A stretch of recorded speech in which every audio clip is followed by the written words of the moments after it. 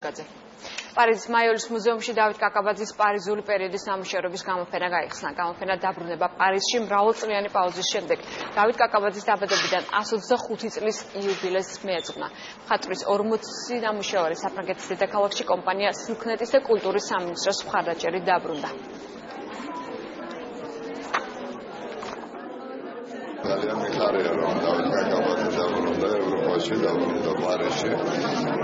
დიდი მადლობა მინდა უთხრა ყველას, ვინც ჩართული იყო ამ გამოფენის ორგანიზებაში. ეს გამოფენა ევროკავშირთან კულტურული დაახლოების პროგრამის ფარგლებში განხორციელდა და მე ვფიქრობ, ეს არის ის პროექტი, რომელიც მართლაც აჩვენებს თუ რა შეუძლია კერძო სექტორს და სახელმწიფოს ერთობლივი მუშაობით. 90 წლის მერე დავაბრუნეთ დავით კაკაბაძე უკან პარიზში, სადაც დაიწყო თავის შემოქმედება და ყველა ექსპერტი, ყველა მუზეუმის სპეციალისტები, ბევრი გალერეის პატრონები არიან აქტუალურები.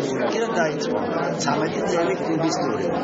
ესე იგი ისეთი მონდომებული იყო ის მონაცემებს ან ილუსტრაციებს საერთოდ იღებდა ყველაფერს რაც მასში ხდებოდა პარიზში.